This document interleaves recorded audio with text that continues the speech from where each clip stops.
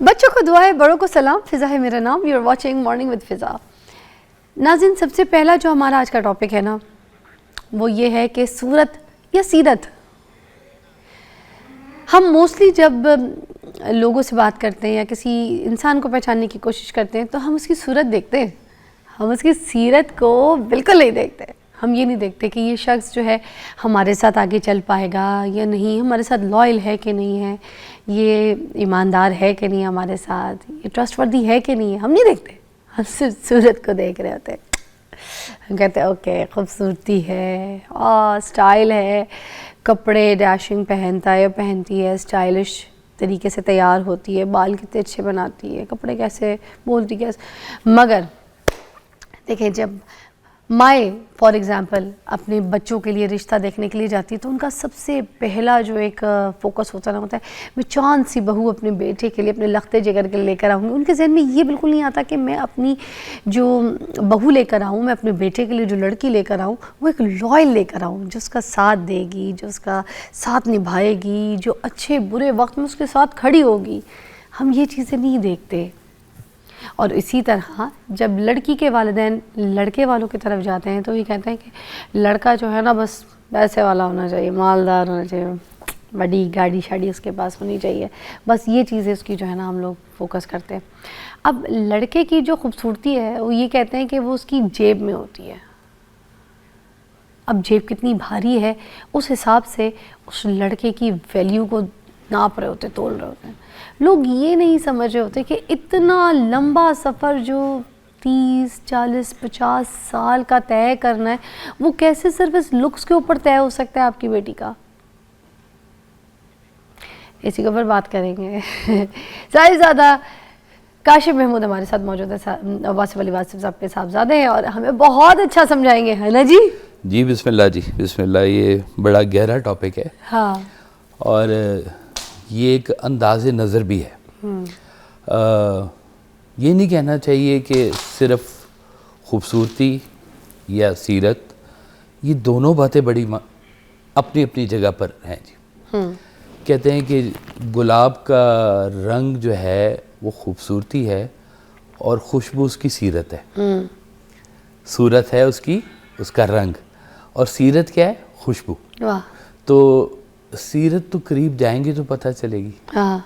दूर से तो आपको सिर्फ सूरत ही नजर आएगी ना उसकी। और खुशबू भी, खुशबू कितना माने रखती है। कहते हैं गुलाब में अगर खुशबू ना हो तो काहे का गुलाब है। बात तो सही है। तो अल्लाह ताला ने चेहरों की कायनात जो बनाई है ना जी, ये बहुत खूबसूरत है, बहुत ही खूबसूरत है। एक जलवा है, चेहरा नहीं है, एक जलवा होता है ये पूरे। अच्छा, खूबसूरती एक प्लस पॉइंट है कि इंसान के अंदर वो सारी चीज़ें हैं कि वो लॉयल भी है, वो आपके साथ बुरा बिहेव नहीं करेगा, और प्लस वो खूबसूरत है। ये तो एक प्लस पॉइंट है ना। ये प्लस नहीं बल्कि ये फुल पैकेज है। हाँ, मगर सिर्फ खूबसूरती काशिफ साहब। अच्छा, ये देखें, खूबसूरती अपने साथ ना एक पावर भी लेके आती है। बहुत पुराने ज़माने से ये बात चलती आ रही है कि खूबसूरत औरत के अंदर एक ताकत जो है ना वो उसकी खूबसूरती है, सबसे बड़ी जो ताकत है उसकी। सीरत तो बाद में पता चलेगी ना कि क्या है क्या नहीं। तो ये ताकत अपने साथ शर भी लेके आ सकती है। कहते हैं कि ज़्यादा खूबसूरत लोग बाज़-औक़ात एरोगेंट हो जाते हैं कि किसी को घास नहीं डालना, अपने बदतमीज़ हो जाना। तो ये खूबसूरती के साथ बाज़-औक़ात इस तरह के पैकेज में चीज़ें आ जाती हैं। बड़े अच्छे खुशनसीब लोग होते हैं ना, जिनके अंदर जिनको ये पता चले कि ये मेरा नहीं है, ये तो मेरे मालिक का अता किया हुआ है, मैंने क्या कमाया है इसमें। अगर यही आप चौथे घर में पैदा हुए होते तो हो सकता है आपके पास ये वाले पैसे ना होते, हो सकता है ये मकाम ना होता। तो ये तो आपको अल्लाह ताला ने अता की है, इसमें आपकी क्या कारीगरी है इसके बीच में। तो फिर खूबसूरती पे इतना इतराना क्यों, उसमें आपका क्या कमाल है। आपका क्या कमाल है, बड़ी बात है। जो अल्लाह ताला ने आपको दिया है ना, आप उसको अच्छा मेंटेन करें। हाँ। उसको उस सर्विंग में यूज़ करें जिस काम के लिए अल्लाह ताला ने पैदा किया। खूबसूरती अल्लाह को पसंद है, अल्लाह खूबसूरत है, अल्लाह को खूबसूरती पसंद है, सिंपल ये कायनात खूबसूरत है। अल्लाह का ये जो बनाया हुआ चेहरा है ना, सिर्फ चेहरा, चेहरों की कायनात बड़ी बड़ी हसीन कायनात होती। कहते हैं हसीन चेहरा, दरख्शां चेहरा, दिलकश चेहरा, बदकिरदार चेहरा और घिनौना चेहरा, क्रिमिनल चेहरा, ये सारी चेहरों की दास्तानें हैं जो होती है ना, जिन्होंने मास्टरिंग की होती है क्रिमिनोलॉजी में या कुछ इस तरह से, वो चेहरों की बनावट को देख के कहते हैं कि इस तरह के चेहरों के कैरेक्टरिस्टिक्स बाज़ इस तरह से होते हैं। यानी कि इसकी भी एक रीडिंग होती है, इसके खद्दो खाल एक कहानी बता रहे होते हैं। कहते हैं कि वो वक्त जो है ना, वो चेहरे पे कई दास्तानें लिख जाता है। जैसे जैसे पुराना चेहरा होता जाता है, उसके चेहरे के खद्दो खाल बताना शुरू कर देते हैं कि ज़िंदगी का सफ़र कैसा गुजरा है, तुम्हारे चेहरे से यहाँ है, थकावट तुम्हारे चेहरे पे नज़र आ रही है। सुबह से जो काम करता हुआ है, शाम को खामोशी से आगे मज़दूर बैठा है, उसका चेहरा बता देता है कि आज मुझे कितनी थकावट है, आज कितनी मेहनत मैंने की है। तो चेहरे हैं बड़ी काम की चीज़, लेकिन इसके ऊपर गुरूर करना और घमंड करना और इसके लिए लोगों की तौहीन करना और किसी को कमतर समझना। देखिए, इस्लाम ने तो इतनी खूबसूरत बात कर दी है कि इस्लाम में दाखिल होने के बाद किसी शख्स को किसी पे कोई फजीलत हासिल नहीं है, चाहे इल्म की है, चाहे पैसे की है, चाहे ताकत की है, चाहे खूबसूरती की है, फजीलत नहीं है। फजीलत तो अल्लाह ताला के यहाँ और चीज़ों की है, तकवा की है, आपके सॉफ्ट हार्टन की है। मैंने कुछ अर्सा ना बैंक में जॉब की है जी, तो हमारे जो हेड थे ना, मैं उनके पास ऑफिस में बैठा हुआ, वो गपशप लगाया करते थे मुझसे ज़रा। तो मुझे कहते हैं कि साहब वो सामने दरवाज़ा है ना मेन गेट में, जी, कहते हैं वहाँ से जब कोई बंदा अंदर दाखिल होता है ना, मैं उससे देखता हूँ कि ये बंदे ने क्या पहना हुआ है, किस तरह से चल रहा है, सूट पहना हुआ है, शलवार कमीज़ पहनी हुई है, मेंटेन कैसे किया हुआ है, और मैं उसको देखते ही एक इम्प्रेशन बना लेता हूँ। अब वो आके बोलेगा तो पता चलेगा कि भाई ये आदमी किस तरह का है, बैंक बैलेंस है भी नहीं। तो कहते हैं मैं एक वो बना लेता हूँ उसके बारे में रवैया। हालांकि यही सबसे बड़ी गलती होती है। कहते हैं ना कि डोंट जज the book by its cover, कि पता नहीं बाहर क्या क्या रंगीनी होती है और अंदर से इंसान हो सकता है बिल्कुल ही खोखला हो। खूबसूरती का लिबादा पहना हुआ है तो पता नहीं क्या है, हो सकता है बाहर से मैंने फ़कीरी का लिबादा पहना और अंदर से मैं कितना अमीर हूँ, ये भी हो सकता है। तो हम ज़ाहिरी जो मसनूई दुनिया है ना, ज़ाहिरी दुनिया, इसको बड़ा फोकस करते हैं। अच्छा, हम रिजेक्शन के ऊपर भी बात करेंगे, क्योंकि अक्सर हम लोग ये देखते हैं कि लड़की का जो कद छोटा है, लड़का गंजा है, लड़की मोटी है, लड़का छोटे कद का है, इसके ऊपर बहुत से लोग रिजेक्ट कर देते हैं कुछ अच्छे लोगों को, कुछ अच्छे रिश्तों को। क्या कभी इसके ऊपर आप लोगों ने ये सोचा है कि ये जो रिजेक्शन है, इसके ऊपर अगर जिसको हम रिजेक्ट करें उसके ऊपर हावी कैसी होगी? देखिए, जिस तरह से आप एक इंसान है ना, आपके अंदर कुछ ख्वाहिशें हैं, कुछ खामियां हैं, कुछ पॉजिटिव चीज़ें भी होंगी, वैसे उस इंसान के अंदर भी हैं। जब आप कभी अपने आप को इन चीज़ों में से, इन सांझों में से निकालें ना, और उस इंसान के नज़रिए से देखें कि वो नज़रिया जो है उसका, वो इंसान अपनी ज़िंदगी के बारे में क्या ख्वाब बना के बैठा हुआ है, और आपकी इस रिजेक्शन का उसके ऊपर क्या इम्पैक्ट होगा सिर्फ सूरत की बेस पे। अब वो अंदर से कितना खूबसूरत इंसान हो सकता है, मगर आपने इसकी ऊपर से अपीयरेंस देकर इसको रिजेक्ट कर दिया है, उसके ऊपर क्या बीत रही होगी इस वक्त, ये कभी सोचा है? इस ब्रेक के बाद बात करेंगे सर।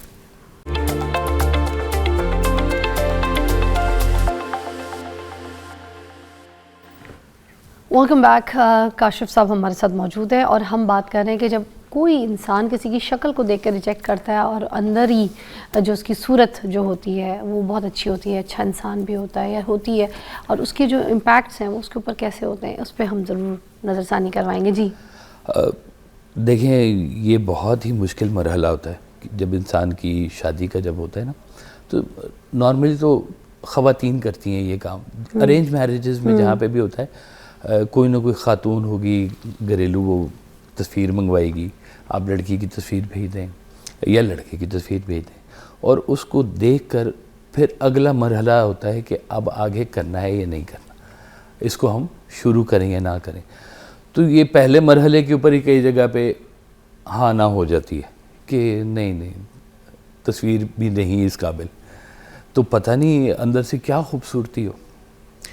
तो ये अंदर की खूबसूरती जो है ना जी, ये बाहर से दिखाई नहीं देती, कोई मीटर नहीं है ऐसा कि अच्छा मैं सर, जब ऐसा तक क्यों लगता है कि जैसे हम कभी किसी बकरा मंडी में जाते हैं और हम बकरे का दांत जबड़ा खोल के देखते हैं, धुंधा है, चौका है, कितने दांत हैं, क्या है, अच्छा नाक खूं खूं कर रहा है, आय हाय कोई इसको छोटा कर, भारी नहीं है, मोटा बहुत अजीब। ये चीज़ें जो हम उधर देख रहे हैं वो हम एक इंसान में, एक लड़की में भी देख रहे हैं और एक लड़के में भी आजकल देख रहे हैं। जी देखते हैं जी, बिल्कुल देखते हैं ये जी। तो इंसान को जज करने वाली बात हो गई। मैं ना जज करके इंसान को मेरा एक प्रोजेक्ट निकल आ था रहा है। स्कर्दू में जी, तो मेरे साथ मेरे वो काम करने वाले बच्चे सारे टीम गई हुई थी, कुछ कंस्ट्रक्शन से रिलेटेड काम था।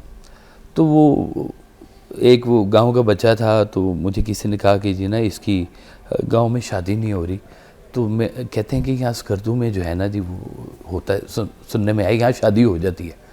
तो मेरे पास एक वहाँ स्कर्दू का बच्चा था, मैंने कहा यार ज़रा देखो इस बच्चे के लिए कोई लड़की देख लो। तो उसने कहा जी अच्छा मैं देखता हूँ। कुछ दिन बाद उसने कहा जी आप चले रिश्ता देखें जी। बड़ी हैरानी हुई कि यार हम काम करने आए हुए हैं तो रिश्ता देखें, चलो चलते हैं। हम उनके घर गए, वहाँ का एक मोअज़्ज़ज़ ख़ानदान था, मतलब बहुत बड़े नहीं थे लेकिन मुनासिब से थे। बैठे तो उन्होंने लड़के से कहा कि आप बात करें। लड़के ने उर्दू पंजाबी मिक्स बोलनी शुरू की। फिर उसके बाद लड़की को कहा कि लड़की तुम बात करो, सामने बैठे हुए रिश्ता तय हो रहा है। लड़की ने भी अपनी आवाज़ सुनाई। फिर उन्होंने कहा कि जी हमारे यहाँ एक रवायत है कि कुछ फासले तक लड़का चलेगा और लड़की उसको ऑब्ज़र्व करेगी, और फिर लड़की चलेगी, लड़का उसको ऑब्ज़र्व करेगा। अच्छा भाई, पता नहीं इसके बीच में क्या राज बात है कि कोई लूला लंगड़ा तो नहीं है या कुछ चाल ढाल में कोई है। वो वाला पूरा अमल किया गया। फिर उन्होंने कहा कि जी हमें लड़का अच्छा लगता है, हम इसके घर बार देखना चाहेंगे अब। तो वहाँ से फिर आगे बात हुई, वो आए पंजाब में, उनको घर बार गांव का माहौल बड़ा अच्छा लगा उनका था। वो अल्हम्दुलिल्लाह उनकी शादी हो गई, माशाल्लाह बड़े प्यारे प्यारे बच्चे भी हैं उसके। तो तरीक़ेकार तो ऐसा ही है कि आपने ज़ाहरी तौर पर कुछ ना कुछ तो देखना है आगे बढ़ने के लिए। अच्छा, तो इसका मतलब मैं अभी उस वाले फेज़ में गई थी, कुछ मैंने बल्कि ड्रामे भी ऐसे किए थे जिन ड्रामों में मुझे ऐसे एक्ट करना पड़ा कि वो दौर था कि जब कहा जाता था कि लड़की जो है ना चल कर आएगी तो देखा जाएगा। अगर लड़की मतलब जैसे होता था ना कि ट्रे से जाएगी, ट्रे की सेटिंग चीज़ें, अब वो ट्रॉली लेकर आना या ट्रे लेकर आना, और फिर वो चाय भी उसने सर्व करनी है। उसमें उसकी चाल देखती थी, सास नंदे उसकी पूरी चाल देखती थी कि हम चल कर आ रही है, किस कदमों से चल रही है, चप्पल घसीट के तो नहीं चल रही, एड़ियाँ उठा के तो नहीं चल रही, अंगूठे ऊपर तो नहीं है, ठीक है, पाँव ज़मीन पे सही रखती है, ठीक है, उसके बाद बैठने का स्टाइल कैसे है, मतलब एक एक चीज़ को, कमीज़ को पीछे से अगर हाथ मार के ऐसे बैठा जा रहा है तो वो हाँ कितनी नफासत है, और बैठने की झुक के तो नहीं बैठी है, हाँ अटेंशन कितनी है, और नाक उसकी टेढ़ी चोची या ऊपर या छोटी, पता नहीं हर किस्म से उसकी नाक को भी नोट करते थे। नाक बहुत इंपॉर्टेंट होता था, लड़की का नाक देखते होते थे। अच्छा। हाँ, बड़ा नाक तो नहीं है, छोटा नाक तो नहीं, हड्डी वाला तो नहीं, अजीब पता नहीं नाक में क्या साइंस थी। फिर उसकी चाय निकालने का अंदाज़, उसको देने का अंदाज़, फिर जब वो चाय दे रहे हैं या पूछ रही है वो चीनी कितनी, तो अगर वो यूँ पूछ रही ना कि जी चीनी कितनी, तो वो उसको नहीं अच्छा लगता था उन लोगों को। उनको अच्छा लगता था कि अगर आप मेरे ससुर हैं तो मैंने आपको यूँ देख के पूछना है जी चाय कितनी, चीनी कितनी लेंगे आप। तो वो अटेंशन बड़े बुजुर्गों को बहुत अच्छी लगती थी कि मतलब हमें इम्पोर्टेंस दी है, हमें देखा है लड़की ने और पूछा, ये नहीं कि जी चीनी कितनी, ये चीज़ें बुरी समझी जाती थी। तो ये सब टाइम था, एक और था, मगर अब हम बोझ है, कितना बोझ होता था लड़की हाँ, के ऊपर, प्रेशर कितना होता था, कितना प्रेशर, और ये डर भी तो कि अगर रिजेक्ट हो गई तो घर वालों में बहनों के सामने जलील भी होना है। मुझे ये काम ना को बहुत अच्छा नहीं लगता कि लड़की ना चाय लेकर आए, बनाए, ये वो इस तरह से करके। पहले दौर में तो होता था कि इसने घर गृहस्थी संभालनी है। अब चाहे वो उसने MBA किया हुआ है, उसने इंजीनियरिंग की हुई है, मेरे ख्याल है 60% के करीब डॉक्टर हजरात, फीमेल डॉक्टर अपनी डॉक्टरी छोड़ के जिन्होंने घर गृहस्थी संभाली है, अच्छा, उससे ये नहीं पूछेंगे तालीम शालीम जी डिग्री हाँ। कैसे लेती हो, पढ़ाई में कैसे, पढ़ाई ये में जरूर कैसे पूछेंगे हो? जो कबाब की टिकिया तुमने बनाई है बेटा, ये तुमने खुद बनाई है? देखो। अच्छा, फिर यकीन भी नहीं आएगा, अच्छा इतनी अच्छी मुझे रेसिपी क्या है बेटा, मुझे भी बताओ, मैं घर जाके बनाऊंगी बहाने से।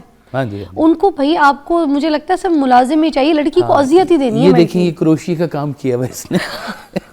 माई बैठ के दिखा रही होती है। हाँ, तो अब देखिए, अब हालात और वाक़यात बदल गए। ये क्रोशिया के ऊपर और ये चायों के ऊपर ज़िंदगी नहीं चल रही होती। आपके अफकार, आपकी ज़हनियत, आपकी सोच पे ज़िंदगी चल रही होती क्या है। बात की आपने, माशाल्लाह। तो अब देखें कि खूबसूरती तो 4 दिन की चांदनी है, फिर ढलती जानी है। उसके बाद उम्र रफ्ता गुजरती जाएगी, बेशक। हालात और वाक़यात चेहरे की झुर्रियों में बदलते जाएंगे। जो मर्जी कर ले आप, जितने मर्जी आज की ये जो बटॉक्स शटॉक्स पता नहीं क्या क्या चल रहा है, सब कुछ कर ले। यही चल रहा है जो आप कह रहे हैं। ये सब कुछ कर लें, उम्र नहीं छुप सकती। अरे वाह, बिल्कुल ऐसी है। अच्छा, जब उम्र नहीं छुपनी, बुढ़ापा आके रहना है, आपकी इज्जत अफजाई किसमें होनी है, सोच लें। देख लें। कई बच्चियां हमारी फैमिली में ऐसी हैं जिनको ना कुछ ख़वातीन ने कहा कि बस मुनासिब सी शक्ल है इसकी, इतना हुस्न इखलाक उनका, इतनी प्यारी बेटियां हैं वो वाली, मतलब जिनको ख़वातीन ने कहा कि मुनासिब सी शक्ल है। उन्होंने इतना खूबसूरत घर को बनाया, सजाया और चलाया कि मैं कहता हूँ कि खूबसूरत बात। असल खूबसूरती तो ये है कि आप अपनी ज़िंदगी को कितना खूबसूरती से मैनेज करें। कहते हैं कि माँ के बहुत सारे जो है ना खुसूसियात वो बेटी में ट्रांसफ़र होती हैं, माँ की, क्योंकि बहुत ज़्यादा करीब टाइम दोनों का गुजरता है, वालदा का और बेटी का। माँ ही होती है जो बेटी की परवरिश करे। बाप ज़्यादा मुदाखलत नहीं करता बेटी के मामले में, बाप लाड़ियाँ करता है बेटी के साथ ज़रा, लेकिन माँ थोड़ी सख्ती भी करती है और वो कुछ चीज़ें अपनी ट्रांसफ़र कर रही होती है, चाहे बुरी हो, पर उसको भी नहीं पता होता। तो वो उसको सिखा रही होती है कि नहीं, जवाब देना ज़रूरी है, और कुछ कहती हैं खामोश हो जाना भी ज़रूरी है। ये तरबियत बताती है आपकी, आपका धीमा लहजा बताता है, आपके अफकार बताता है, आपका शाउट करना बताता है कि आपकी मेंटालिटी क्या है आपकी। तो ये दोनों का जो कोलैबोरेशन है ना, ये बहुत ज़रूरी है। इसलिए मैं कहता हूँ थोड़ा सा टाइम लें, इमीडिएट फैसले ना करें। ज़िंदगी का इतनी लंबी ज़िंदगी आपने गुजारनी है और फिर बाद में गिले कर रहे होते हैं कि जनाब वो तो हमने ये सोचा था। हमारे ना नेबर में, मैं फिर इस बात पर ब्रेक लूँगी, हमारे नेबर में एक हैं भाभी हमारी, बड़ी अच्छी है, हमारे साथ उनके ताल्लुकात हैं, खाना वाना भी भेजते हैं, इस्लाम दुआ भी चलता रहता है। तो उनकी ना बेटी को देखने के लिए कोई आ रहा था, तो बड़ी एक्साइटेड थी, खुश थी, कहती हैं अच्छे ख़ानदान का अच्छा लड़का है, तारीफ़ अच्छी सुनी है, सब कुछ देख लेते हैं, पहले लड़का खुद आ रहा है, उनकी फैमिली आ रही है, उसके बाद हम फिर इंक्वायरी वगैरह करा लेंगे कि घर बार कैसा है, अपना है, काम सही कर रहा है, ये सब कुछ। मैं कहा ठीक। एक दिन मुझे फिर मिली, मैंने कहा क्या हुआ, वो देखने आए थे, तो क्या सिलसिला, अच्छा था लड़का, पसंद आ गई उनको लड़की? कहते हैं कि उनको तो लड़की पसंद आ गई, हमें एक सवाल उनका अच्छा नहीं लगा, जिस वजह से हमने उनकी आगे इंक्वायरी भी नहीं की और हमने रिश्ते से भी आगे बात चलाने को ख़त्म कर दिया। मैंने कहा ऐसा क्या सवाल उन्होंने कर दिया? कहते हैं कि वो ये पूछ के गए कि लड़की टिकटॉकर तो नहीं है, लड़की टिकटॉक तो नहीं चलाती। तो मैंने कहा आपने क्या कहा? कहते हैं कि मैंने बताया कि टिकटॉक पे नहीं है और ना तो टिकटॉक का अकाउंट चलाती है, मगर मुझे ये सवाल अच्छा नहीं लगा जी कि अगर मेरी बेटी किसी काम से या किसी कुकिंग से या कोई अपने ब्रांड को प्रमोट करने के लिए कोई सोशल मीडिया पे अकाउंट रखती है, टिकटॉक चला भी रही है, ज़रूरी तो नहीं है कि वो गलत कंटेंट या टिकटॉक लाइव पे जा रही होगी या कोई वल्गैरिटी फैला रही होगी या कोई डांस कर रही होगी या कोई गलत बात मुँह से निकाल। आपने बिना पूछे समझे एक तो डायरेक्ट ये सवाल ऐसे किया मेरी और डायरेक्ट बेटी से, तो जिस बात पे हमें ये चीज़ नहीं अच्छी लगी कि अभी हमारे सामने इस तरीके के तरीक़ों से सवाल किया जा रहा है तो बाद में क्या करेंगे, तो हमने इनकार कर दिया। अच्छा, अब ये था कि वो ये कही थी कि मेरी बेटी को उस चीज़ का ट्रॉमा हो कल को, कि मेरी बेटी इस ट्रॉमे पे जाए कि भाई मैं तो, और वो टिकटॉक पे है भी नहीं, तो वो है भी नहीं और उसको इस बात का ट्रॉमा हो कि मुझे इस बात पे पूछ लिया सवाल, तो बाद में क्या करेंगे। तो बड़ी अच्छी बात है, माँ बाप को खुद बच्चियों को इस ट्रॉमे में लाने से पहले उनकी सपोर्ट बननी पड़ेगी, ना कि ये कि नहीं उनको क्लियर तो हो गया कि भाई जब तुम ये नहीं करती है वो नहीं करती बस अब शादी हो। नहीं, जो पहले कर सकता है वो बाद में भी आपकी तजलील करेगा। ब्रेक के बाद मिलते हैं।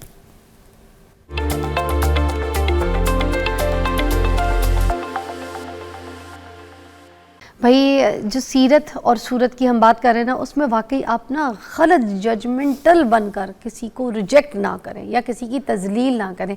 एक बड़ी अच्छी कहानी मुझे भी सुनाए थे ब्रेक पे काशिफ साहब, मैं चाहूँगी आप ज़रा सबको सुनाएं ताकि इनकी भी जो है ना रहनुमाई हो। जी, मैं एक शादी थी, तय आ गई हुई, तारीख तय हो गई हुई, होटल की बुकिंग शुकिंग हो गई हुई, और वो दोनों जो घराने थे माशाल्लाह वो खाते पीते, फैक्ट्रियों वाले, गाड़ियाँ, घर, जिसको कहते हैं ना अच्छा वेल सेटल्ड दोनों फैमिलियाँ। ठीक। तो शादी से मतलब कुछ दिन पहले पता चला कि शादी ख़त्म हो गई। मैं क्या पता नहीं, शायद कोई फौतगी होगी किसी की, ये डिले हो गया, शादी हुई नहीं, उससे पहले कैंसिल कर दी उन्होंने शादी। तो मैंने कहा ये तो बिल्कुल तारीख सर के ऊपर थी, तो हुआ क्या? उन्होंने कहा जी वो लड़के की माँ ने लड़की की माँ को फ़ोन करके सिर्फ एक बात पूछी थी कि आप लड़की को कौन सी गाड़ी दहेज में दे रहे हैं। उन्होंने कहा जी हमने शादी नहीं करनी। यार क्योंकि इतने खुले आप लोग भी हैं, अल्लाह ने आपको गाड़ियाँ, घर, फैक्ट्रियाँ सब कुछ दिया हुआ है, हमें भी दिया हुआ है, तो ये सोच बीच में किधर से आ गई कि गाड़ी कौन सी दे रहे हैं। तो उन्होंने कहा ये अगर आज ये सोच है तो कल को फिर क्या क्या सोच नहीं होगी कि ये लड़की को ये भी दें, फिर वो भी दें, तो ये भी करें, वो भी, मतलब इंतहाई फजूल बातें इन लोगों के दिमाग में होती हैं। से तो जैसे अगर कुछ उनको होता है ना कि भाई हम लोगों को ये ना दिखाएं कि हमने जहेज लिया था, तो वो ना नहीं, अगर ली गाड़ी या घर या फ्लैट कुछ भी, लड़की या प्लॉट, तो वो ना बिठा के फिर बाद में शादी के बाद एक बार सास बन के बताती ज़रूर है कि देख लो फलानी की जो बहू आई है ना वो गाड़ी भी लाई है और ये वाली लेक्सस लेकर आई है, ठीक है, उसके अब्बा ने उसको ये दिया था और वो पूरा फर्नीचर चीज़ें सब हमने तो तुमसे लिया कोई नहीं ना, मगर देखो वो लेकर आई है। तो बेटा कॉम्प्रोमाइज़ तो करना पड़ेगा, अब घर में एक गाड़ी है, अब बेटा जब गाड़ी फ्री होगी तो फिर हम आपको गाड़ी में छोड़ देंगे, या फिर अभी बेटा कॉम्प्रोमाइज़ करो, दुआ करो मेरे बेटे का काम अच्छा चल जाए, फिर तुम्हें भी एक गाड़ी वो दिला देगा अलग से, तुम फिर आसानी से ज़िंदगी आराम हो जाएगी। पता नहीं सेल पे लगाया हुआ बेटा इन्होंने। आप गौर करें कि हिंदुआना कल्चर है कि हमने बेटे को पढ़ाया लिखाया बड़ा किया, इसलिए किया कि ये अच्छा जहेज लेके आएगा, हमने इसलिए थोड़ी इसको पढ़ाया लिखाया है कि ये सिर्फ अपनी काम ही करेगा या आपके ऊपर खर्च करेगा।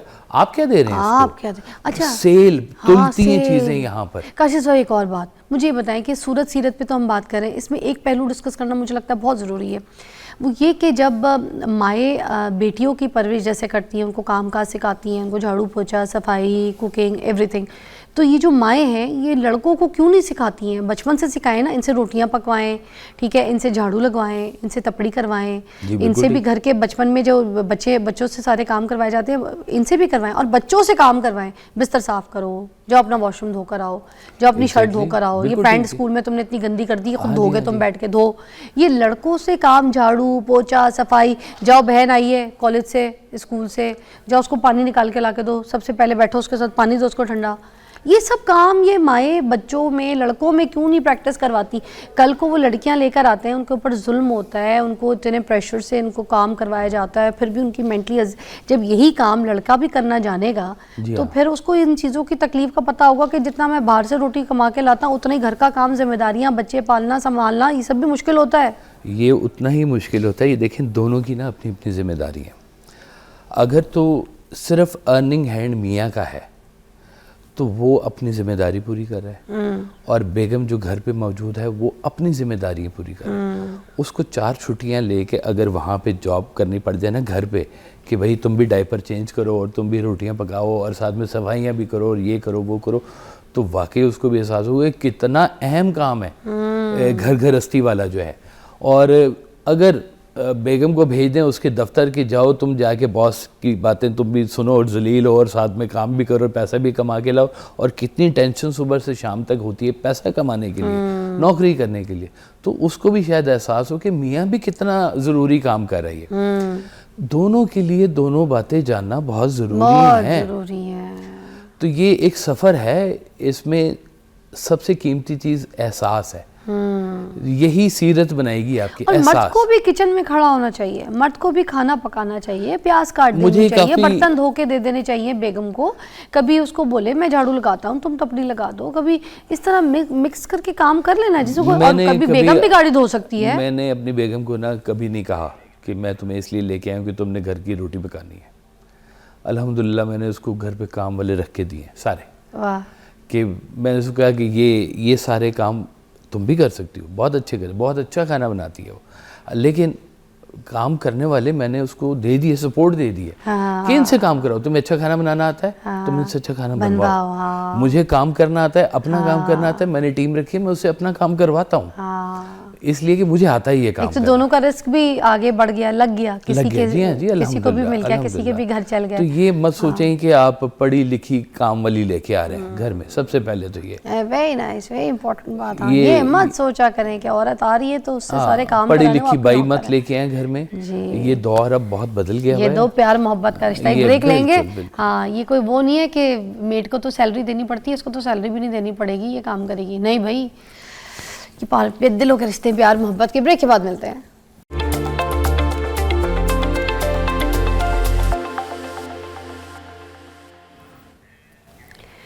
अच्छा, अब ये जो लड़कियां सीरत नहीं देखती हैं, आपको पता है सूरत देखती हैं, तो आज की जो नौजवान नस्ल है, जो बच्चियां हैं ख़ास तौर पे, मैं चाहूँगी उनको आपकी तरफ से कोई मैसेज मिलना चाहिए कि लड़के की सीरत लड़की किस तरह से जज कर सकती है। लड़के की तो हम बात कर लेते हैं, जी हाँ, लड़कियाँ कैसे जज करें कि ये सीरत का अच्छा है? देखें, लड़कियाँ भी ये दोनों कैटेगरीज दोनों में पाई जाती हाँ, है ना, दोनों एक ज़ाहिरी खूबसूरती तो देखते हैं, हाँ, गंजा रिश्ता मोटा रिश्ता काला रिश्ता, हाँ जी, तो ये सारी चीज़ें ज़ाहरी तौर पे तो माने रखती हैं जी, हाँ, ठीक है, लेकिन बातनी तौर पे ज़िंदगी गुजारनी कहीं और होती है। लव मैरिजेस होती हैं, कई बच्चियां मेरे पास हैं जी, मेरा मियाँ तो पहले इतनी मुझसे बातें किया करता था शादी से पहले, अब वो मुझे सिर्फ फ़ोन करके पूछता है अच्छा खाना क्या बनाया, वापसी पे क्या लेके आना है, ओके अल्लाह हाफिज़, अब वो मुझसे बात ही नहीं करता। अच्छा, तो मैंने कहा ये तो तवक्कुआत आप लोगों ने खुद बनाई थी, हालांकि प्रैक्टिकल लाइफ है ही इतनी, हाँ, कि दिन में काम शाम कर रहे हैं, आपने ज़िंदगी के रोज़गार चलाने हैं, बच्चों के बारे में पूछेंगे आप, घर क्या पकाना है, बिल कैसे पे करने हैं, हाँ, ये सारी ज़रूरी बातें हैं। रोमांस ही 24 घंटे नहीं चल रहा होता। मैंने कई बार ये मिसाल दी, दोबारा आज आपके सामने भी रख देती हूँ, आपको कुछ एग्जाम्पल देने में शायद ईजी हो जाए कि अगर एक लड़का है, उसकी सैलरी 55,000 रुपये, ठीक है, और आपकी शादी हो जाती है और आपको ये पता है कि अगर बच्चे के पैम्पर आने हैं या बच्चे का दूध का डब्बा आना है तो वो 55,000 रुपये तो आपके उधर ही निकल जाएंगे, एक अच्छे ब्रांड का दूध का डब्बा, और यही इतने में आपका महीने का खर्चा 55,000 है। तो पीछे से अगर आप ख्वाहिशें रख के जा रही हैं ना दिमाग में, ये मेरी ये ख्वाहिश भी पूरी करेगा, या मुझे ये भी ला के देगा, मुझे ऐसे जेवर फलानी जगह, मुझे उधर ट्रिप घुमाना शुमाना, सारा कुछ ये ऐश और आराम जो दिमाग में प्लान करके आप आ रही हैं, तो ये देख लें, ये सब उसके लुक से और उसकी 55,000 की सैलरी से नहीं, ये प्लानिंग बहुत पहले से साथ अगर कर ली जाए कि तुम 55,000 तुम्हारी सैलरी, तो हम घर को कैसे लेके चलेंगे, या उसके घर वाले बात कर लें, सिर्फ ये देखे कि बेटी की शादी नहीं हो रही और फिर उसको शादी कर दें, या बेटी ने ऐसे ख्वाब बुने और बाद में जाके 55,000 रुपये में सिर्फ दूध के डब्बे आ रहे हैं। अब देखें, एक आपको राज की बात बताऊं, रिस्क औरत के नसीब में है, औलाद मर्द के नसीब से। हाँ, ऐसे ही है, बिल्कुल इस बात पे थोड़ा गौर करें। जो ख़वातीन जाके शोर मचा रही है ना कि मेरे मियाँ की सैलरी बड़ी कम है, तो देखो वो फलां ये कर रही है, तो वो कर रही है, वो फिर अपने रिस्क को कोसे कि तुम्हारा रिस्क किधर है। एक ना बड़ी वाहियात सी रस्म है, लेकिन मैं आपको बताता हूँ।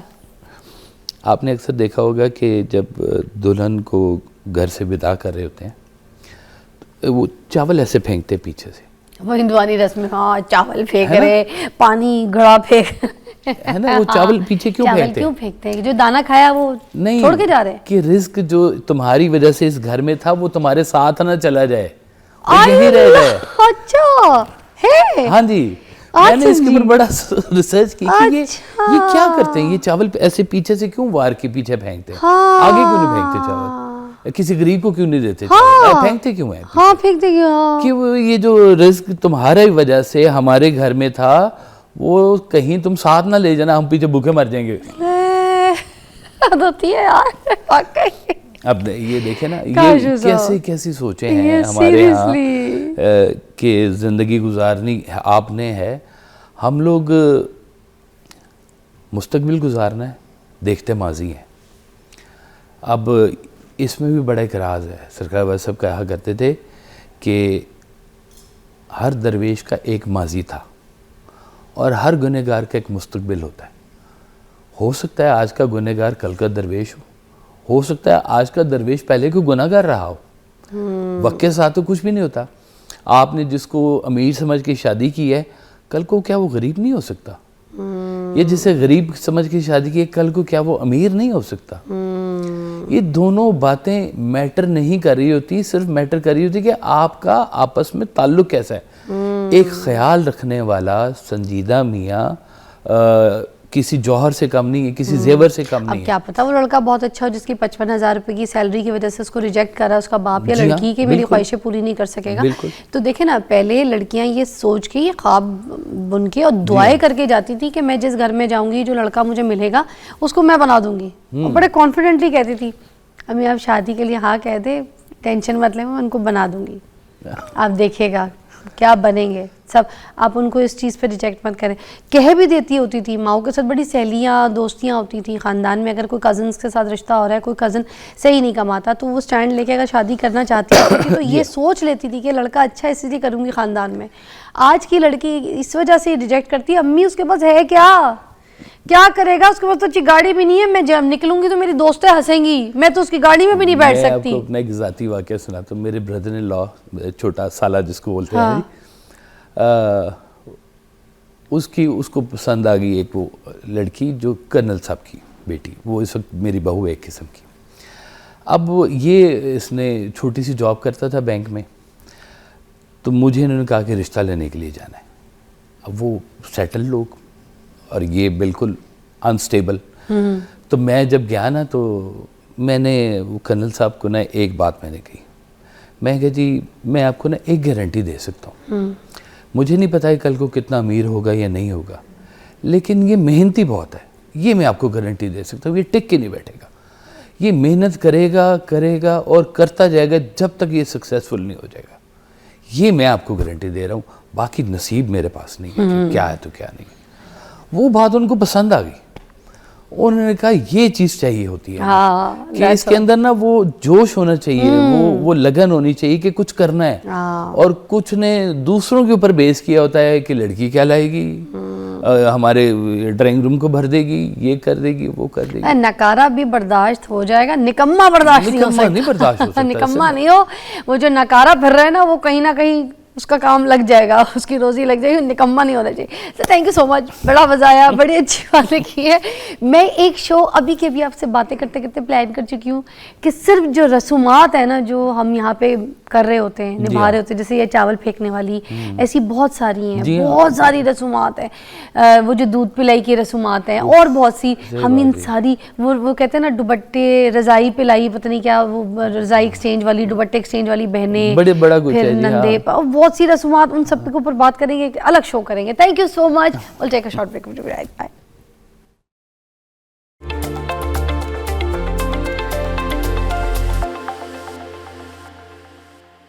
Welcome back, you watching morning with Fiza. अभी हम नाजरीन जिस टॉपिक पे बात करेंगे उस पे अली सकलैन साहब हमारे साथ मौजूद है। इज़ अ डॉक्टर, नेफ्रोलॉजिस्ट हैं और हमारे प्रोग्राम में मधु होते रहते हैं। और टॉपिक मैं आपको बता दूं कि जो किडनीज़ है ना, उसके हवाले से हम आज बात करेंगे। जो ओवरऑल हेल्थ की अगर हम बात करें, जिसमें क्रिएटिनिन लेवल होता है आपका, अगर वो इंक्रीज़ हो जाता है तो क्या हो जाता है। और अगर दूसरा एक और इशू आता है ना कि जब आपके जो यूरिन होता है उसमें जब प्रोटीन आना शुरू हो जाए तो फिर आपको क्या इश्यूज़ आ जाते हैं। और फिर यूटीआई के बारे में भी आपको पता होगा, नहीं पता होगा, इसलिए तो मैं यहाँ पे आज बात करूँगी कि यूटीआई होता क्या है, इसकी इन्फॉर्मेशन लूँगी। और डॉक्टर साहब अस्सलाम वालेकुम। जी वालेकुम अस्सलाम। सबसे पहले तो आपसे यही पूछना चाहूँगी कि जो आम देखने वाले हैं उनको बताएं कि क्रिएटिनिन होता क्या है और ये किस तरीके से जनरेट होता है। जी thank you very much again, आप अपना जो हेल्थ सेगमेंट है उसमें इनवाइट करते हैं। और डेफिनेटली ये जो नाजरीन के लिए इस तरह के जो आपने टॉपिक्स चुने होते हैं, तो हेल्थ अवेयरनेस। सर एक आपके जवाब से पहले, क्योंकि आपने बात की तो मैं बता रही हूँ, कल एक मुझे बाज़ार में ना एक साहब मिले तो मुझे कहने लगे सारे आपके सब कुछ अच्छा है शो, बस वो जो आप हेल्थ के ऊपर डॉक्टर्स के साथ इशू पे बात कर रही होती है ना किसी से, वो बड़ा बोरिंग होता है। मैंने कहा मेरी बात सुने, अगर किसी को किसी किडनी का या किसी को कैंसर का या किसी को लिवर का इशू हो जाए ना ऐसा, तो फिर उसको लग पता जाएगा कि ये कितना ज़रूरी सेगमेंट है। जी यही बात है ना, यहाँ से हमारी जो मुआशरती साइकोलॉजी है ना सेहत के बारे में, वहाँ का आइडिया मिल जाता है। और चूँकि सेहत प्रायोरिटी नहीं है ना जी, तो इसलिए ये बोर भी लगेगी और इसलिए इसकी अहमियत भी उतनी जो है ना। आप अक्सर देखें कि मेरा ख्याल मैं बहुत सारे जगहों पर ये बात करता हूँ कि जो हेल्थ का जब भी कोई प्रोग्राम होता है ना, तो शायद उसकी व्यूअरशिप या इस तरह की चीज़ें उतनी नहीं मिलती जितना कि यहाँ पे कोई भी फ़नी बात कर दी जाए, कोई ऐसी चीज़ कि जो कि मोर एंटरटेन वाली, अट्रैक्टिव हो, तो लोग उसको बहुत ज़्यादा स्क्रॉल करेंगे, देखेंगे। हालांकि मैं समझता हूँ कि माशरे के हवाले से देखा जाए, सेहत सबसे बड़ी प्रायोरिटी है।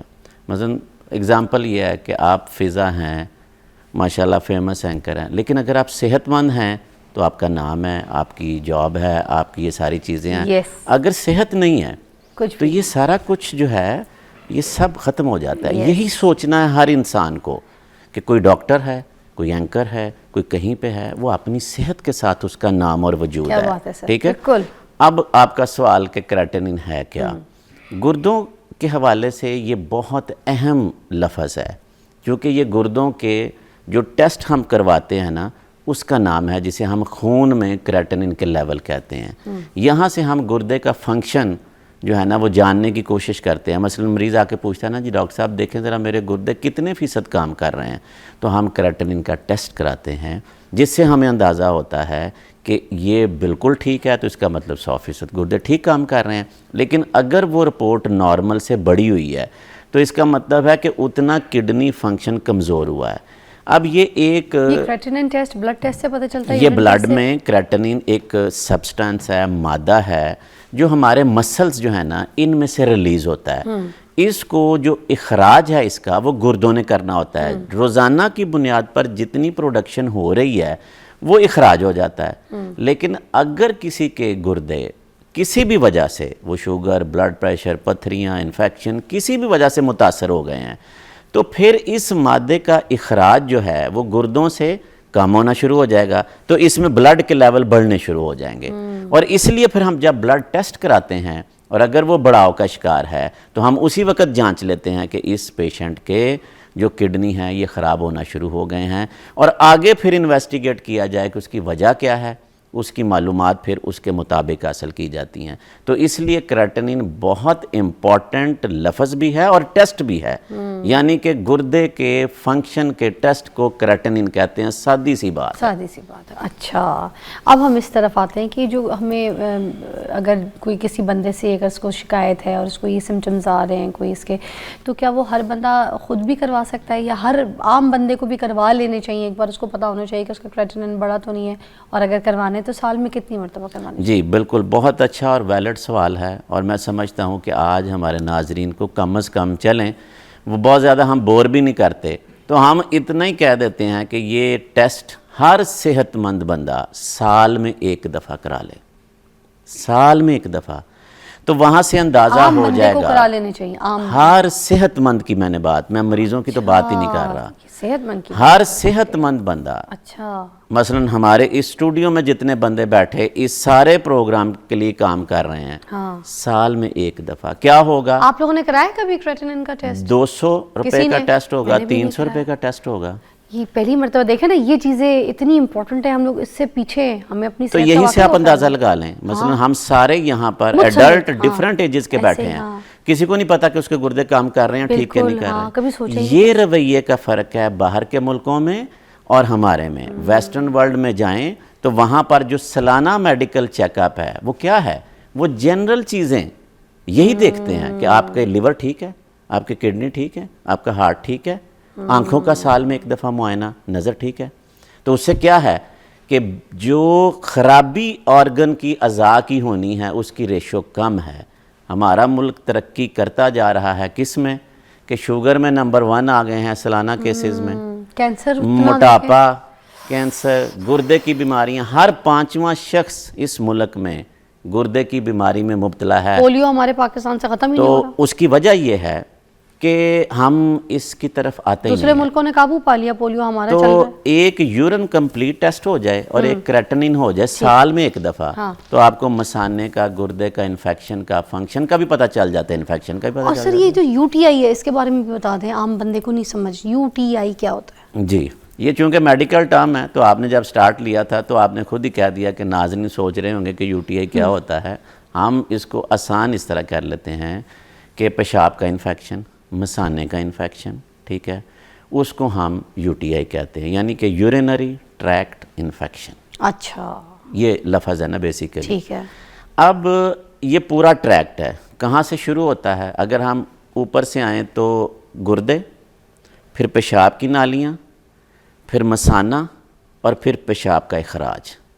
अब इस चीज़ को हमने जहन में रखना है। ये नाजरीन के लिए बड़ी आसान सी बात मैं अक्सर समझाने की कोशिश करता हूँ, क्योंकि गुर्दों में पेशाब बनता है, पेशाब की नाली से वो आके मसाने में गिरता है, मसाना पंप करता है और पेशाब की आगे जो छोटी नाली बाहर निकालने के लिए उससे वो बाहर निकल जाता है। ऐसा ही है।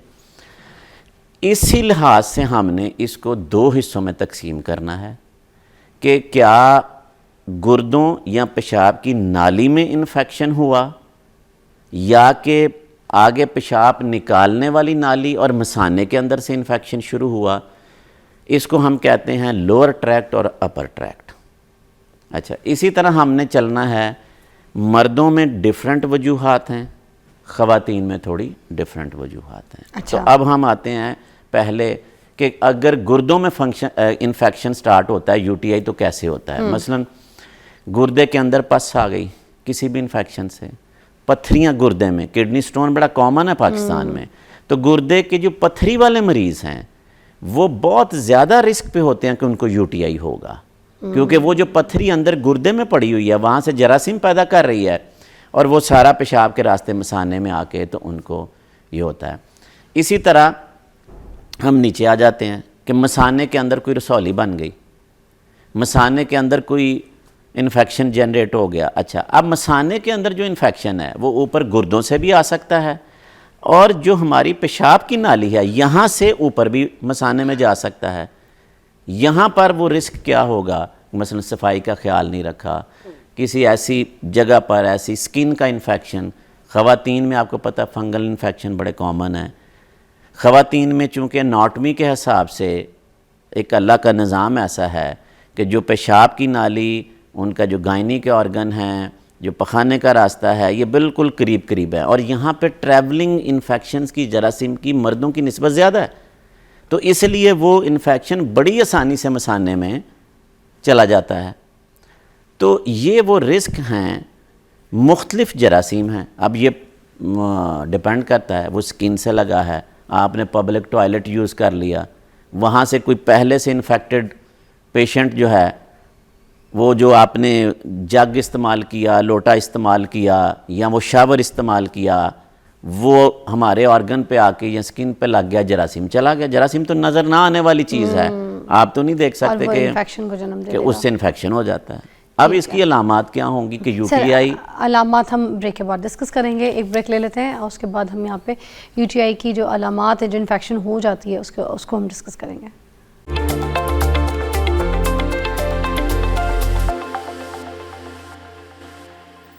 Welcome back. और हम अब यूटीआई की अलामात के ऊपर बात कर रहे थे कि वो कैसे आम इंसान को पता चलेगा कि ये इन्फेक्शन। जी, अब जब जो हमने ये सारा रिस्क बताया कैसे ये जरासीम एंटर होगा, तो पहले क्या स्टार्ट होगा? सबसे पहले आपको पेशाब में जलन, पेशाब का बार बार आना, क्योंकि अब मसाना इरिटेट हो रहा है ना, जरासीम मसाने को इरिटेट कर रहे हैं, उससे आपको जलन, तकलीफ, दर्द पेट के निचले हिस्से में, गुर्दे चूँकि हमारी कमर के लोअर बैक पे पीछे पड़े होते हैं, उस हिस्से में दर्द जा सकती है। पेशाब करते हुए आपको बड़ी जलन और तकलीफ के साथ आ रहा है, रुक रुक के आ रहा है, इखराज पूरा नहीं। अभी लोग जाते हैं तो कहते हैं डॉक्टर साहब अभी मैं पेशाब करके आता हूँ या आती हूँ तो मुझे 5 मिनट के अंदर दोबारा जाना पड़ जाता है, ऐसे है कि जैसे मसाना भर गया हुआ है। ये भी इन्फेक्शन की अलामत, ये भी इन्फेक्शन की अलामत है। अब ये इन्फेक्शन अगर बढ़ता जाता है तो ये दर्द में भी शिद्दत करेगा, आपको बुखार होना शुरू हो जाता है, और जो बुखार हाई सर्दी के साथ ये निशानी है कि बड़ा सीवियर इन्फेक्शन है, और ये अब जरासीम आपके ब्लड में भी आना शुरू हो गया, क्योंकि तब शिवरिंग सर्दी लगती है। जिस तरह आपने देखा होगा मलेरिया वाले या डेंगू वाले, वो जब पहले वायरस या मलेरिया का जरासीम आता है, जब वो ब्लड में बढ़ता है तो फिर पेशेंट पूरा शिवर करता है। यहाँ पे भी वही सिचुएशन है कि पहले आपको हल्की हल्की लोअर एब्डोमेन में दर्द शुरू होगी, बार बार पेशाब, हम तो जो नहीं करते, हम कहते हैं कोई बात नहीं। अच्छा, कॉमन चीज़ कि आपको ये अलामत शुरू हुई है, किसी ने ये नहीं करना कि एक पेशाब का टेस्ट करा लें या एक अल्ट्रासाउंड करा लें। सोच पता हमारी क्या है, आज पानी कम पिया था, उससे जलन होनी शुरू हुई, मैं 2 गिलास लस्सी के पिया मैंने और मैं ठीक हो गया। हम इस तरह, अब हो ये रहा है कि वो डिज़ीज़, वो बीमारी, वो जरासीम तो अंदर है। पानी की इनटेक बढ़ाने ने, लस्सी ने आपको क्या किया कि थोड़ा सा पेशाब ज़्यादा पैदा हुआ तो जो जलन वाली कैफियत थी, कैफियत कम हो गई।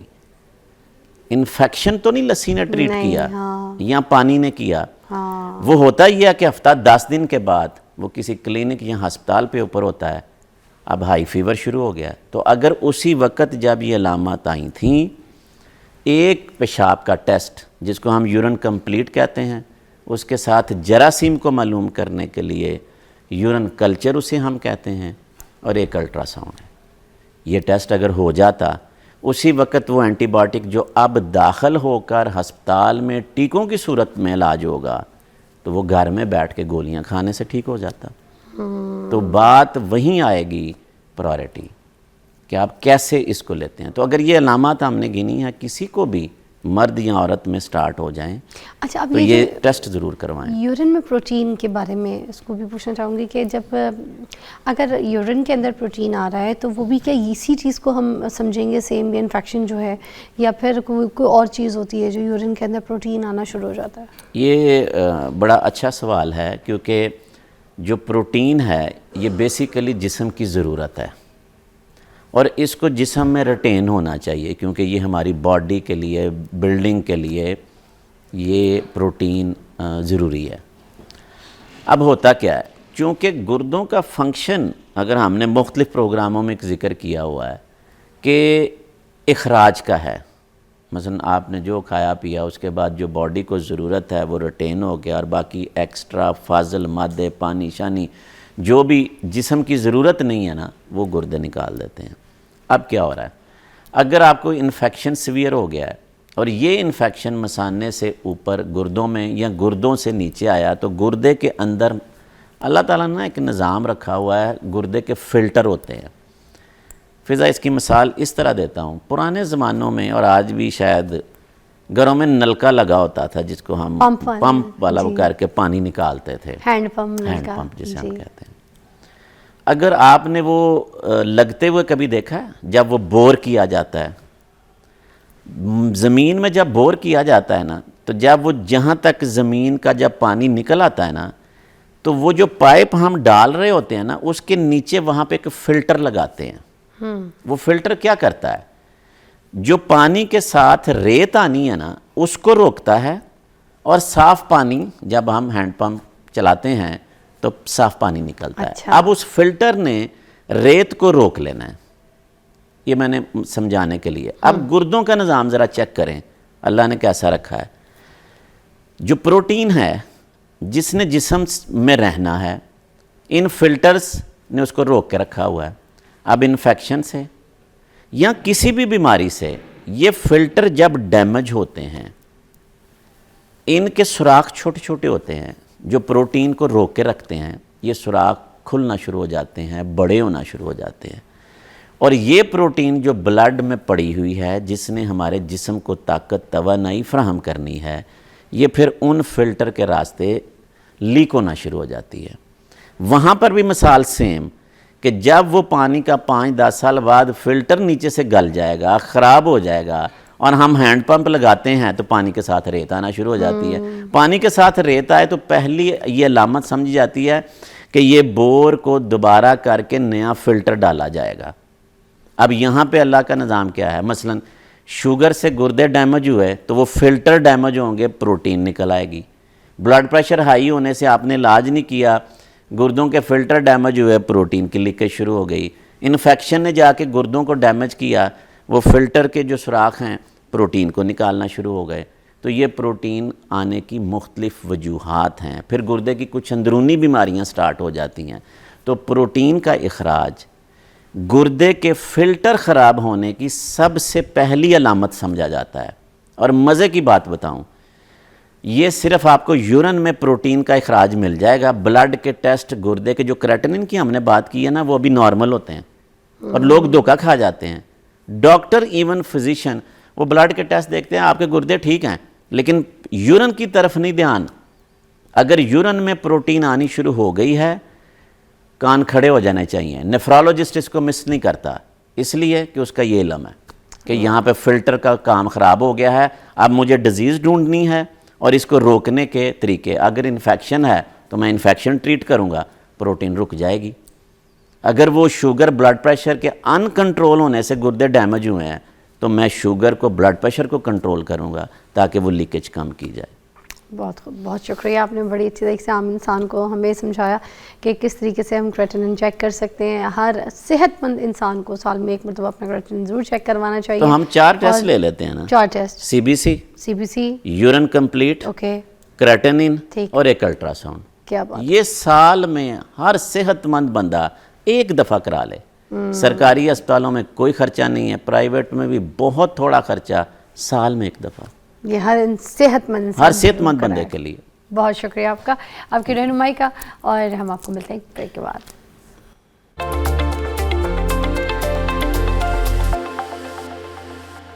Welcome back to watching morning Fiza. नाजरीन, हमारे साथ नुमान अली मौजूद हैं, म्यूज़िक प्रोड्यूसर, लिरिस्ट भी हैं और सिंगर भी हैं, और इसके अलावा म्यूजिशियन भी है, कंपोज़र भी हैं, बहुत अलग अलग के इंस्ट्रूमेंट बजाते भी हैं। तो आज हम इनसे पूछेंगे कि एक तो यंग है, इतनी जल्दी इतने सारे टैलेंट इनको कैसे पता चल गया कि इनके अंदर हैं और उन्हें उजागर कैसे किए। अस्सलाम वालेकुम। वालेकुम अस्सलाम। How are you? I am fine ma'am.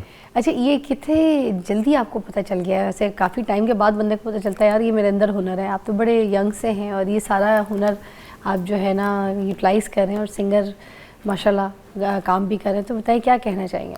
Actually ma'am असल में इंसान को खुद नहीं पता होता, उनके टीचर्स होते हैं लाइफ में, कुछ ऐसे लोग होते हैं जो आपको ये रियलाइज़ करवाते हैं कि आप में क्या टैलेंट है और ये चीज़ें। तो मेरे साथ भी कुछ अल्लाह की तरफ से ये चीज़ थी कि अच्छे लोग थे मेरी लाइफ में, तो जिन्होंने मुझे रिकग्नाइज़ करवाया कि आपके अंदर क्या टैलेंट मौजूद है। तो घर में कोई म्यूजिशियन आपकी फैमिली में? अब घर में मुझे देखते हुए एक छोटा भाई है, तो वो गिटार प्ले कर रहा है आजकल, तो बस उसके अलावा तो कोई नहीं है। पहला गाना आपने कब गाया?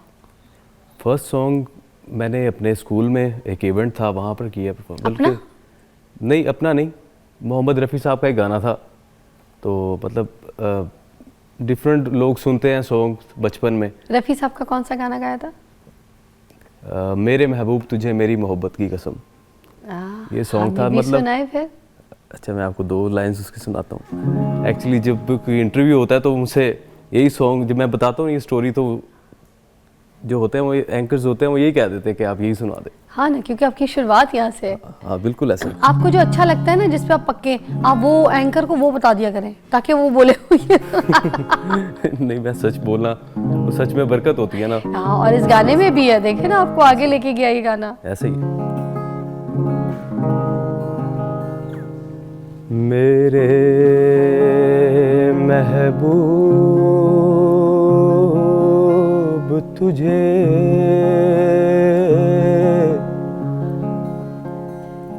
मेरी मोहब्बत की कसम, वाह, मेरे महबूब तुझे मेरी मोहब्बत की कसम, फिर मुझे नरगिसी आँखों का सहारा दे दे, मेरा खोया हुआ रंगीन नजारा दे दे, मेरे महबूब। बहुत ही प्यारा गाता है। और कितना मुश्किल गाना चुना आपने। मैं बचपन से ही, मतलब मैं आपको ये बता रहा था कि बच्चों को मतलब सॉन्ग सुनने का शौक़ होता है, उनके जो दौर के होते हैं, तो मुझे बचपन से मतलब पुराने सॉन्ग्स पसंद थे। बहुत पुराने, जिस वक्त कौवे भी सफ़ेद होते थे। बस शायद मेरे फादर सुनते थे तो घर पे कोई लगा होता था, कोई टेप चल रही है इस तरह, या तो गाड़ी में म्यूजिक सुनते थे Exactly, ना, तो वहीं से सिंगर बनता है बंदा, गाड़ी के म्यूजिक से, घर के या किसी के गुनगुनाने से, कोई फैमिली में। पाकिस्तान के कौन कौन से सिंगर्स को बहुत पसंद करते हैं आप? मैं पाकिस्तानी सिंगर्स से सीखा हूँ बेसिकली, तो जिसमें उस्ताद मेहदी हसन है, नुसरत फ़तेह अली खान साहब हैं, और बहुत सारे इस तरह के सिंगर्स हैं कि नाम लिया जाए तो अनलिमिटेड, नो डाउट। ऐसा ही है। तो ये सुनाए ना, रफ्ता रफ्ता वो मेरी। आप गाएंगे साथ? आप गाएंगे तो मैं छेड़ दूंगी साथ।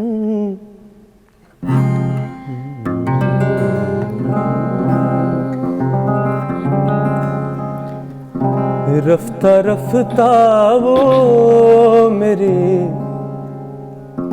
हस्ती का सामा हो गए,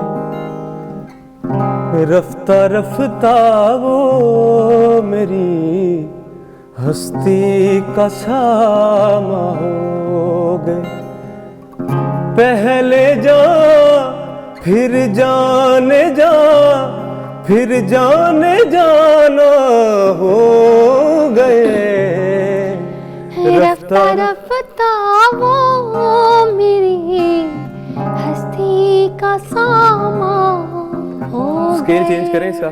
हाँ। थोड़ा सा लो कर लेते हैं आपके लिए भी जरा इजी।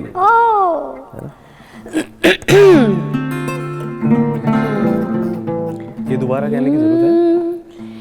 रफ्ता रफ्ता वो मेरी, रफ्ता रफ्ता वो है। और नीचे करो आप यहाँ से रफ्ता रफ्ता वो मेरी हस्ती का सामा हो गए, रफ्ता रफ्ता वो मेरी हस्ती का सामा हो गए, पहले जा फिर जाने जा, फिर जाने जाना हो गए, रफ्ता रफ्ता वो मेरी हस्ती का सामा हो गए, रफ्ता रफ्ता वो मेरी हस्ती का सामा हो गए। वाह, कितने मजे से गाते हो तो, वेरी नाइस। Thank you. और कोई जैसे आप पुराने गानों की बातें कर रहे थे, जिसमें नूरजहां जी का कोई गाना आपको बहुत पसंद हो? एक अभी रिसेंटली मैंने गाना किया है मैडम नूरजहां का, रिकॉर्ड किया था, मतलब कोशिश की थी लफ्ज़ उसको। को कौन से शायरी, कौन सा गाना? दिल बर दिलदारा सुना है आपने गाना? वाह, हो जाए, क्या बात कर रहे हैं। हाय हाय वे दिल बर दिलदारा, तू दे गयो झूठा लारा, बड़ा पसंद है मुझे गाना। बेकदरा वे दिन लंघ गया सारा, वाह। बेकदरा हाय हाय वे दिल बर दिलदारा, तू दे गयो झूठा लारा, वाह। बेकदरा वे दिन लंघ गया सारा, बेकदरा हाय हाय वे दिल बर दिलदारा, चन लोकां ले चढ़दा होना, मेरे ਲਈ हनेरा वे, दिन भी काली रात मेरे ਲਈ, तेरा मुख सवेरा वे, तू बन के जान तो प्यारा, वे हो गया बेअतबारा, बेकदरा वे दिन लंघ गया सारा, बेकदरा क्या बात है। हाय हाय वे दिल बर दिलदारा। दिलदारा। एक ब्रेक के बाद मिलते हैं, क्या मीठी ब्रेक है, देखिए।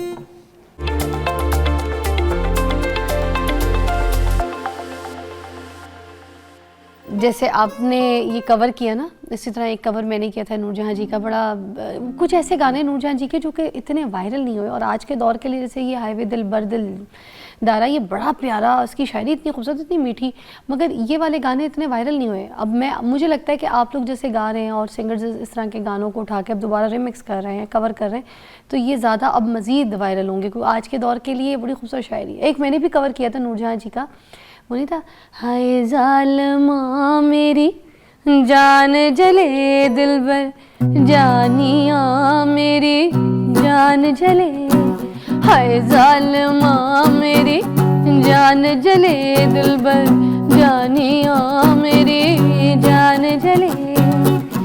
हाय क्या बात है, ये वाले गाने देखे ना कितने, कितना मजे का गाना है। आपको मजे की लगी ना बीट, आप ये भी गाइएगा, आप इसका भी कवर कीजिएगा, क्योंकि मेल में बड़ा अच्छा लगेगा। अच्छा, एक गाना है इनका जो कि मैंने मेल आवाज़ में बहुत कम, शायद सुना ही कोई नहीं, लाइव तो नहीं सुना, आप गाते हैं तो लोग पसंद करेंगे, या हमारे प्रोग्राम के तवज्जुह से गा दें अगर आपको आता है ये वाला, सागर रोए लहरे शोर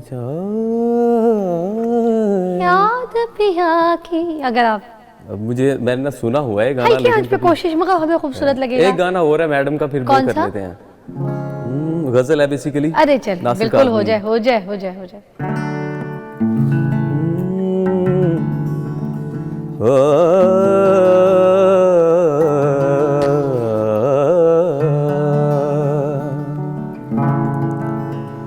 एक बार जी भर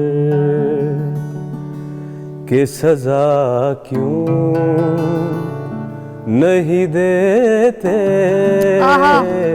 एक बार जी भर के सजा क्यों नहीं देते? जी भर वाह, के सजा क्यों नहीं देते, जी हाँ, क्या बात है। अगर हर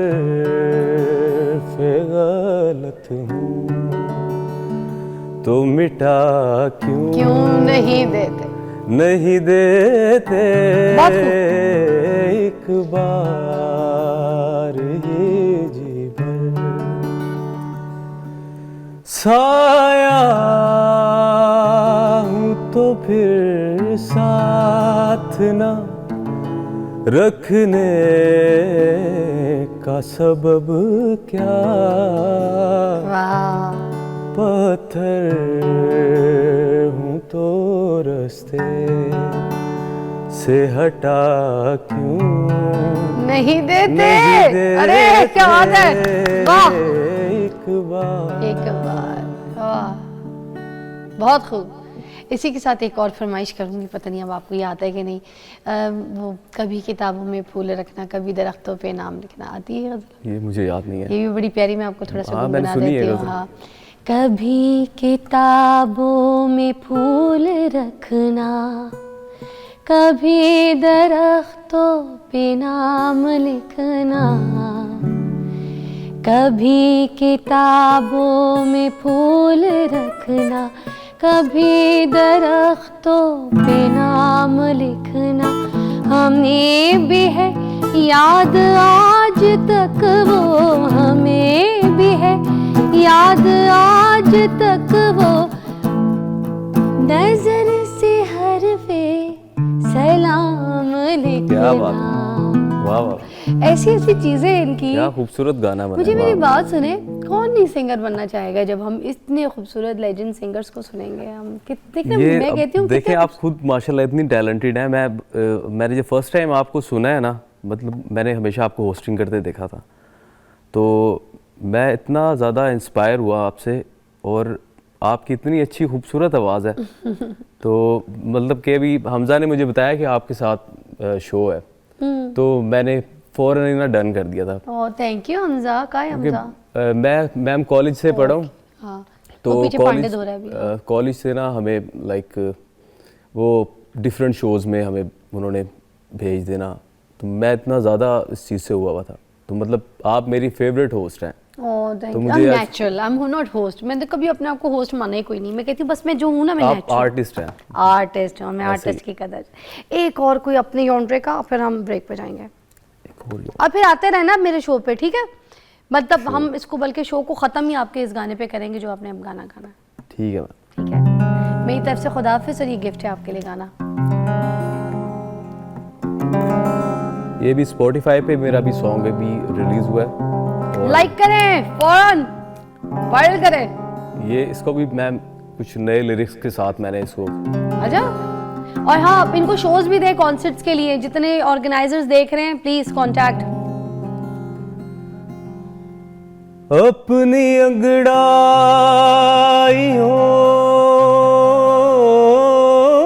पे जबर न कर,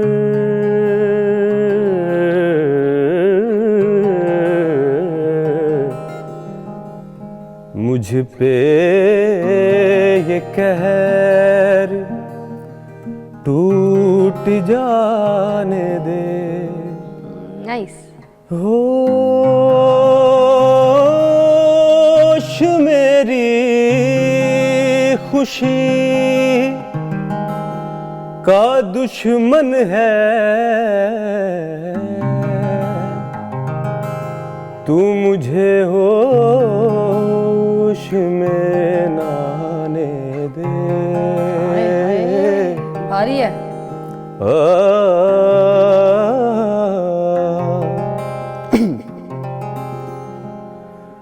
बस साथ तेरा मांगू, वाह। जिंदा हूँ के मर जाऊं, बस साथ तेरा मांगू, जिंदा हूँ के मर जाऊं, दुनिया में ना मिल पाए तो कब्र पे आ जाना। हाय हाय, वाह दुनिया में ना मिल पाए क्या बात है। तो कब्र पे आ जाना। अरे वाह। बेखुद किए देते हैं अंदाज ही जाबाना। अरे वाह। तुझे अरे वाह। रख लूं वाह जलवाए जाना, वाह। बेखुद किए देते हैं। क्या बात है।